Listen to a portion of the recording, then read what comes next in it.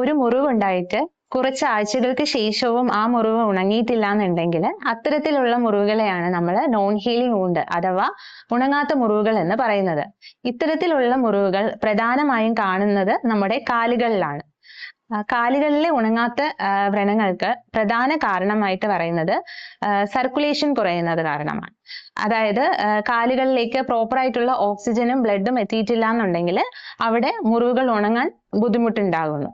രണ്ടാമതായി പറയുന്ന ഒരു കാരണമാണ് പ്രമേഹം അഥവാ ഡയബറ്റിസ് എന്ന് പറയുന്നത്.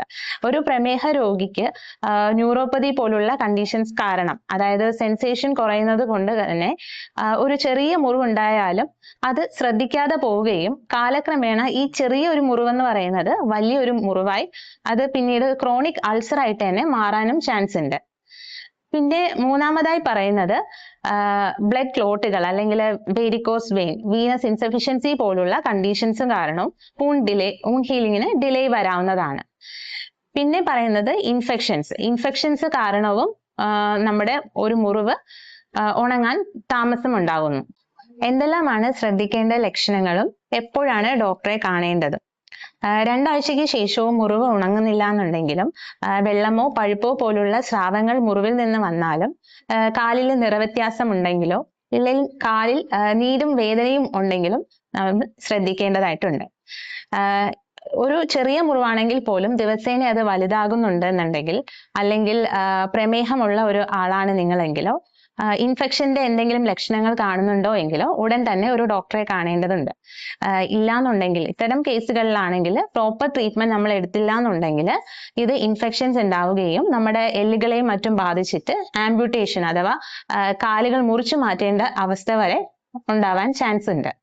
ഉണങ്ങാത്ത വ്രണത്തിന് ആയുർവേദത്തിൽ എന്തെല്ലാം ചികിത്സാ രീതികളാണ് അഡോപ്റ്റ് ചെയ്യുന്നതെന്ന് നോക്കാം.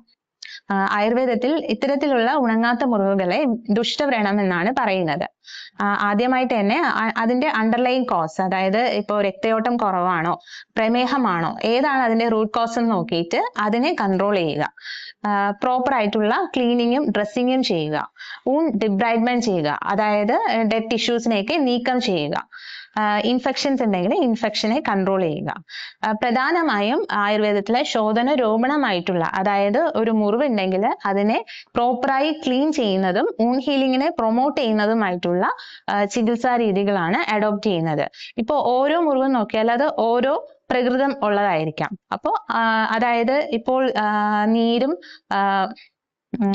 പുകച്ചിലും വേദനയും ഇൻഫ്ലമേറ്ററി സൈൻസ് ഒക്കെ ഉള്ളതാണെങ്കിൽ ലീച്ച് തെറാപ്പി പോലുള്ള ട്രീറ്റ്മെന്റ് നമ്മൾ ഇതിൽ അഡോപ്റ്റ് ചെയ്യാറുണ്ട്. അപ്പോൾ അത്തരത്തിൽ ഓരോ മുറിവിന്റെയും പ്രകൃതം നോക്കിയിട്ടും ആ വ്യക്തിനെ നോക്കിയിട്ടായിരിക്കും ഇതിൽ ഓരോ ട്രീറ്റ്മെന്റും നിശ്ചയിക്കുന്നത്. ഇനി പ്രോപ്പർ ആയിട്ടുള്ള ആഹാര വിഹാരങ്ങൾ ശീലിക്കുന്നത് വഴി വൂണ്ട് ഹീലിംഗിനെ നമുക്ക് പ്രൊമോട്ട് ചെയ്യാൻ പറ്റും. അതായത് പ്രോട്ടീൻ ധാരാളം അടങ്ങിയിട്ടുള്ള ആഹാരങ്ങൾ ശീലമാക്കുക.